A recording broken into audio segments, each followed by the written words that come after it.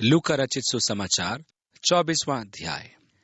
परंतु सप्ताह के पहले दिन बड़े भोर को वे उन सुगंधित वस्तुओं को जो उन्होंने तैयार की थी लेकर कब्र पर आईं। उन्होंने पत्थर को कब्र पर से लुढ़का हुआ पाया, पर भीतर जाकर प्रभु यीशु के शव न पाया।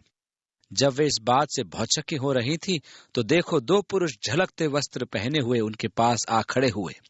जब वे डर गईं और धरती की ओर मुंह झुकाए रही तो उन्होंने उनसे कहा, तुम जीवितों को मरे हुओं में क्यों ढूंढती हो? वह यहाँ नहीं परंतु जी उठा है। स्मरण करो कि उसने गलील में रहते हुए तुमसे कहा था, अवश्य है कि मनुष्य का पुत्र पापियों के हाथ में पकड़वाया जाए और क्रूस पर चढ़ाया जाए और तीसरे दिन जी उठे। तब उसकी बातें उनको स्मरण आईं और कब्र से लौटकर उन्होंने उन 11 को और अन्य सब को यह सब बातें कह सुनाई। जिन्होंने प्रेरितों से ये बातें कहीं वे मरियम मगदलिनी और योअन्ना और याकूब की माता मरियम और उनके साथ की अन्य स्त्रियां भी थीं। परंतु उनकी बातें उन्हें कहानी सी जान पड़ी और उन्होंने उनकी प्रतीति न की। उन्होंने सोचा कि यह मनगढ़ंत है और विश्वास न किया। वे सोचने लगे, हे प्रभु, इस पागल स्त्रियों से हमें बचा। 12वीं आयत में लिखा है, तब पतरस उठकर कब्र पर दौड़ा गया और झुककर केवल कपड़े पड़े देखे और जो हुआ था उससे अचंभा करता हुआ अपने घर चला गया। उसको समझ में न आया कि क्या हुआ। क्या आपके मन में परमेश्वर का वचन पढ़ते समय उत्तेजना उत्पन्न हुई है? ऐसे बहुत से लोग हैं जो अपने धार्मिक अनुभव में आवेश की आशा करते हैं। वे भावनाओं को चरम सीमा तक पहुंचाने का प्रयास करते हैं, मन में उत्तेजना उत्पन्न कराने का प्रयास करते हैं।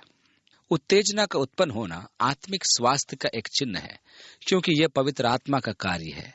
मैं आपको विश्वास दिलाता हूं कि जब मैं वचन को पढ़ता हूं तो बहुत अधिक उत्तेजित हो जाता हूं और कभी कभी तो पवित्र आत्मा इसमें मेरी सहायता करती है, तब मैं अपने आप को रोक भी नहीं पाता।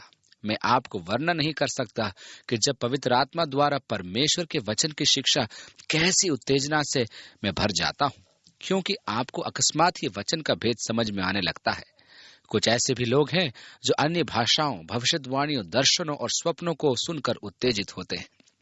आगे लिखा है, वे उसी घड़ी उठकर यरूशलेम को लौट गए और उन 11 और उनके साथियों को इकट्ठे पाया। वे कहते थे, प्रभु सचमुच जी उठा है और शमौन को दिखाई दिया है। उन्होंने तुरंत जाकर शिष्यों को अपना अनुभव सुनाया, क्योंकि यीशु के साथ मार्ग पर उन्होंने उसे पाया था। तब उन्होंने मार्ग की बातें की और यह भी कि उन्होंने उसे रोटी तोड़ते समय कैसे पहचाना। वे ये बातें कह ही रहे थे कि वह आप ही उनके बीच में आ खड़ा हुआ और उनसे कहा, तुम्हें शांति मिले। परंतु वे घबरा गए और डर गए और समझे कि हम किसी भूत को देख रहे हैं। उसने उनसे कहा, क्यों घबराते हो और तुम्हारे मन में क्यों संदेह उठते हैं? मेरे हाथ और मेरे पांव को देखो कि मैं वही हूँ। मुझे छू कर देखो, क्योंकि आत्मा की हड्डी मांस नहीं होता जैसे मुझ में देखते हो। निस्संदेह मरियम ने उसे कसकर पकड़ा होगा कि इस बार वह न चला जाए। शिष्यों से उसने कहा, मुझे छूकर मेरे शरीर का आभास करो कि मैं निश्चित रूप से तुम्हारे बीच उपस्थित हूँ। आगे लिखा है, मुझे छू कर देखो, क्योंकि आत्मा की हड्डी मांस नहीं होता जैसा मुझ में देखते हो। यह कहकर उसने उन्हें अपने हाथ पांव दिखाए। जब आनंद के मारे उनको प्रतीति न हुई और वे आश्चर्य करते थे, तो उसने उनसे पूछा, क्या यहाँ तुम्हारे पास कुछ भोजन है? उन्होंने उसे भुनी हुई मछली का टुकड़ा दिया। उसने लेकर उनके सामने खाया। फिर उसने उनसे कहा, ये मेरी वे बातें हैं जो मैंने तुम्हारे साथ रहते हुए तुमसे कही थी कि अवश्य है कि जितनी बातें मूसा की व्यवस्था और भविष्यद्वक्ताओं और भजनों की पुस्तकों में मेरे विषय में लिखी हैं, सब पूरी हो। भजन संहिता यीशु के बारे में भविष्यवाणियों से भरा हुआ है। कुछ भजन तो पूरे के पूरे ही मसीह से संबंधित है। भजन 22 में यीशु के क्रूसीकरण का सजीव वर्णन है। भजन 118 और अनेक अन्य भजन भी उसके बारे में कहते हैं। इसलिए उसने उनसे कहा कि ध्यान करो कि मैंने कहा था कि इन सब वचनों का पूरा होना आवश्यक है। तब उसने पवित्र शास्त्र बूझने के लिए उनकी समझ खोल दी और उनसे कहा, यों लिखा है कि मसीह दुख उठाएगा। ओह, कैसा महान वरदान!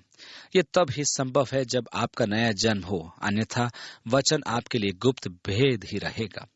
मनुष्य आत्मा की बातों को नहीं समझता, क्योंकि वे आत्मा द्वारा ही अंतर्ग्रहण की जाती है।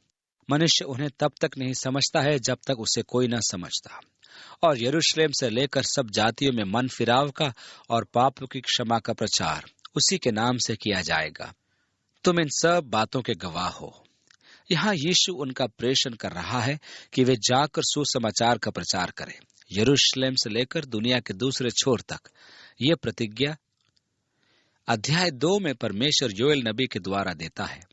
और देखो, जिसकी प्रतिज्ञा मेरे पिता ने की है, मैं उसको तुम पर उतारूंगा, और जब तक स्वर्ग से सामर्थ न पाओ तब तक तुम इसी नगर में ठहरे रहो।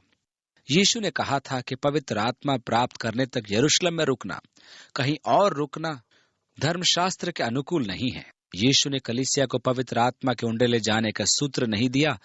उसने केवल यह कहा था कि यह वरदान कलीसिया के पास सदा रहे। ये वरदान आपके और उन सब विश्वासियों की समस्त पीढ़ियों के लिए दिया जा चुका है।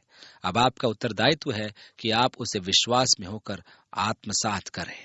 तब वह उन्हें बेथनिया तक बाहर ले गया और अपने हाथ उठाकर उन्हें आशीष दी, और उन्हें आशीष देते हुए वह उनसे अलग हो गया और स्वर्ग पर उठा लिया गया। क्रूसीकरण के 40 दिन पश्चात यह हुआ। वह 40 दिन तक उनके मध्य रहा।